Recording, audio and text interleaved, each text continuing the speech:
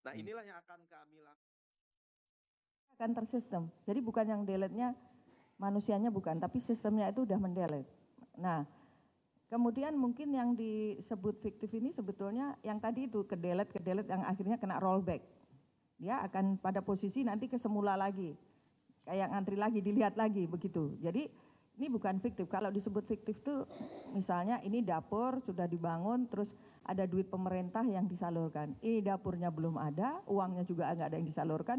Jadi baru mendaftarkan titik dan ternyata titik itu dia sampai 45 hari kita beri waktu tidak juga mereka merealisasikan. Jadi itu langsung kita delete, rollback, balik lagi ke belakang dan nanti siapa yang membangun duluan ya itu yang kemudian lolos. Itu pengantar dari saya kira-kira ya Mbak. Nanti di tempat sana kalau memang ada 1-2 pertanyaan boleh saya jawab di sini. Selanjutnya saya akan ajak ke lantai 5 untuk melihat ruang verifikator. Ya, baik. Terima kasih pengantarnya Ibu Waka. Teman-teman ada beberapa pertanyaan enggak sebelum kita ke lokasi verifikasi? Ya, dari Kompas, Mbak.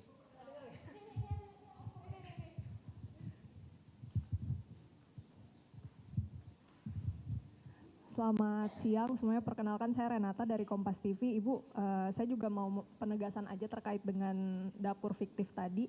Mungkin dengan adanya beberapa peristiwa belakangan yang terjadi, ditambah juga ada laporan dugaan dapur fiktif ini, yang saya ingin tanyakan apakah dalam tahapan verifikasi ini dari BGN ada metode baru atau metode yang berbeda gitu pendekatannya untuk melakukan verifikasi kepada calon-calon mitra ini. Karena kan kita melihat yang kemarin-kemarin ini lumayan beresiko untuk para peserta didik yang menerima MBG kan. Jadi kedepannya apakah ada evaluasi untuk proses verifikasi ini atau seperti apa?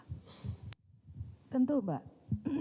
Bahkan ini yang baru nih, hari ini sudah kita keluarkan surat kepada semua dapur yang kemarin bermasalah dimulai karena yang paling banyak di bulan September, kita tutup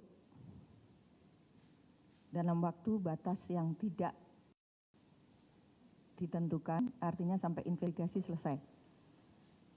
Jumlahnya nanti Pak Sony akan sampaikan ya, tapi sudah kita kirimin surat per hari ini yang tadinya cuma sekedar tutup sementara, kita tutup dalam batas waktu yang tidak ditentukan. Dan kemudian persyaratan sekarang kita perketat dalam verifikasi ini, semua harus berdasarkan juknis.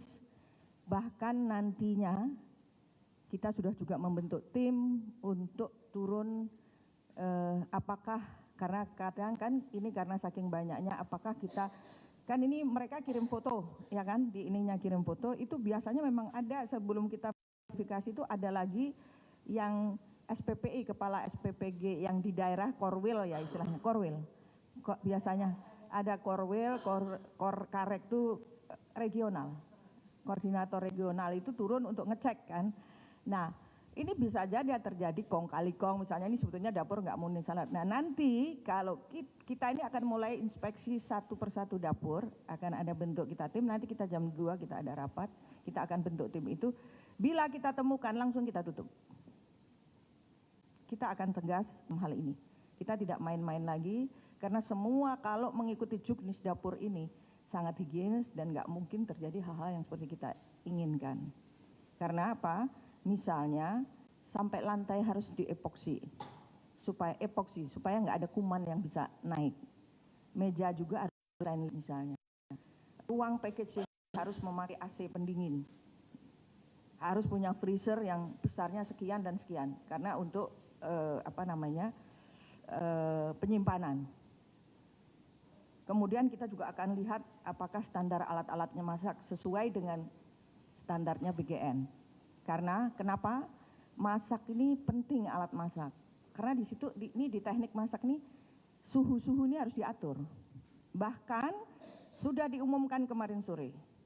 Semua chef yang di dapur harus bersertifikasi. Tambah lagi ada yang baru kebijakan kemarin sore.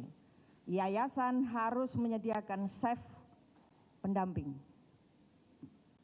Jadi bukan hanya dari BGN, karena yayasan sudah menerima manfaat dari kita sewa lahannya, bangunannya, maka dia harus mengeluarkan, ikut bertanggung jawab dengan menyediakan SAFE. Kenapa? Supaya ini kontrolnya, ada kontrol dari pihak BGN, tapi ada kontrol juga dari pihak mitra. Ini antara lain yang kita lakukan, Mbak Renata. Jadi di verifikasi nanti kita akan makin ketat. Dan karena kita terima foto, kemudian nanti kita akan yang melihat itu kan ada karek, korwil yang di daerah. Nah, ya ini bisa terjadi hal-hal yang tidak kita inginkan. Mungkin ada lolos 1-2 ya kan. Mungkin punya budenya, bulenya atau siapa, tantenya atau hubungannya apa. Nah, kita nanti akan inspeksi satu persatu dapur dan kita kalau menemukan yang tidak sesuai dengan juknis kita langsung akan tutup. Demikian jawaban dari saya. Terima kasih. Bu Nani, boleh satu lagi? Ya, nggak, boleh. Oke, Ibu terkait ini peristiwa yang beberapa hari ini terjadi kan dari Pemkapnya sendiri sudah menetapkan ini kejadian luar biasa ya Bu. Sebenarnya kalau dari bagian ini menyelidikinya Bukan apa dari mana Bandung yang luar Iya, biasa. yang lebih dari hampir 1.000 ya Ibu, lebih dari Gini, 800. Gini, saya nggak mau nyebut angka. Apapun satu nyawa pun itu adalah Berarti. sebuah peristiwa, ya. Yang terjadi KLP di Bandung Barat, yang lainnya belum. Jadi dan mudah-mudahan tidak terjadi. Ya, Penyelidikannya Ibu dari bagian seperti apa? sudah turun dan kami tentu belum bisa menyampaikan. Kemarin sudah beberapa kali sampaikan kalau secara teknis terjadi adalah SOP yang tidak dijalankan. Sekarang kami sudah kerjasama.